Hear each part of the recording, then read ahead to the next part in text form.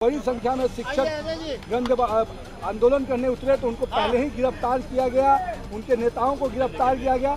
नीतीश कुमार जी, आपके तानाशाही रवैया से शिक्षक की बात दबने वाली नहीं है। 13 जुलाई को जो प्रदर्शन होने जा रहा है, नीतीश कुमार जी आप जितना भी वार्ता की बात करिए, आपने हमेशा ठगने का काम किया है शिक्षकों को।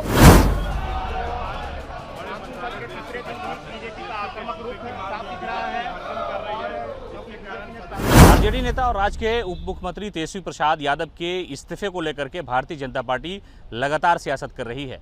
बिहार विधानमंडल के मानसून सत्र का आज तीसरा दिन है और तीसरे दिन भी भारतीय जनता पार्टी के जो विधायक हैं वो बिहार विधानसभा के पोटीकों में खड़े होकर भारतीय जनता पार्टी यानी अपने आप को तेजस्वी यादव को भ्रष्टाचारी बताते हुए ये कहने का प्रयास कर रही है कि ऐसे लोगों को कैबिनेट में रहने का अधिकार नहीं है। मुख्यमंत्री नीतीश कुमार उन्हें फौरन अपने काबीना से बर्खास्त कर दें, इस तरह की मांग कर रहे हैं भारतीय जनता पार्टी के नेता। जो नेता विपक्ष है विजय सिन्हा और पार्टी के जितने भी विधायक हैं वो लगातार नीतीश कुमार पर सियासी दबाव बनाने का प्रयास कर रहे हैं। और ये कहा जा रहा है कि जिस तरह से चार्जशीट तेजस्वी यादव पर दाखिल की गई है, भ्रष्टाचार में जिस तरह से वो लिप्त हैं, इन सारे मामलों को लेकर के भारतीय जनता पार्टी तेजस्वी यादव को इस सरकार से अलग करने का प्रयास कर रही है।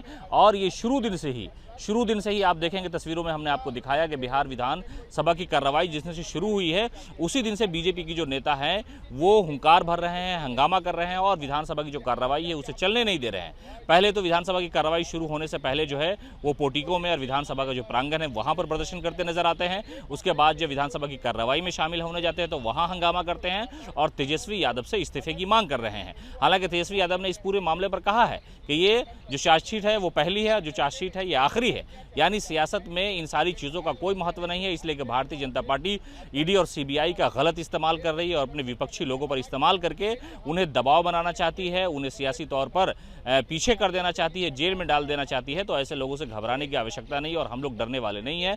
तेजस्वी यादव ने इस तरह की बातें पहले कही थी, लेकिन भारतीय जनता पार्टी इसी जिद पर अड़ी हुई है कि जिस तरह से तेजस्वी यादव को लेकर के नीतीश कुमार चुपचाप हैं, खामोश हैं, उनके विपक्ष के जो नेता हैं वो लगातार इस तरह के सवाल खड़े कर रहे हैं। विजय सिन्हा हो, सम्राट चौधरी हो या बीजेपी के दूसरे नेता हो, वो ये चाह रहे हैं कि तेजस्वी यादव को सरकार से अलग कर दिया जाए, उनसे इस्तीफा ले लिया जाए और ये नीतीश कुमार पर दबाव बनाने की कोशिश हो रही है। इसलिए कि कई ऐसे विधायक हैं, कई ऐसे मामले हैं, कई ऐसे मंत्री हैं गुजरे हैं जिनके बारे में नीतीश कुमार ने भ्रष्टाचार की बात सुनी और उस पर हंगामा हुआ और इस्तीफा दे दिया।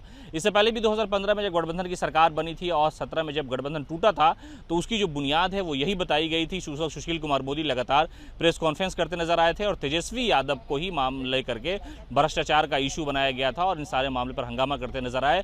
और देखिए बीजेपी के जो नेता है वो क्या कुछ कह रहे हैं।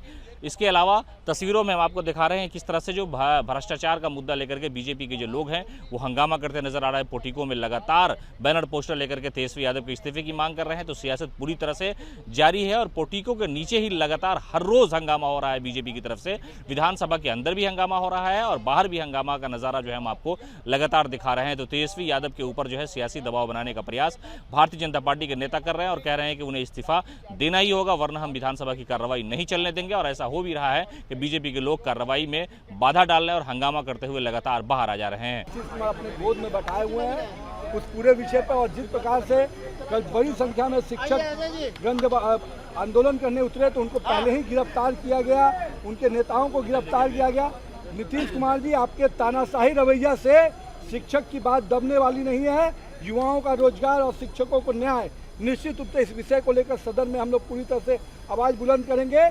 और कल 13 जुलाई को जो प्रदर्शन होने जा रहा है, नीतीश कुमार जी आप जितना भी वार्ता की बात करिए, आपने हमेशा ठगने का काम किया है शिक्षकों को। तो उनके न्याय के लिए हम लोग सड़क पर उतर रहे हैं और हमारे उतरने से डर रहे हैं, इसलिए आप उनसे वार्ता की बात कर रहे हैं। संख्या हजारों में होगी और जो मुद्दे हैं उससे सरकार घबराई हुई है।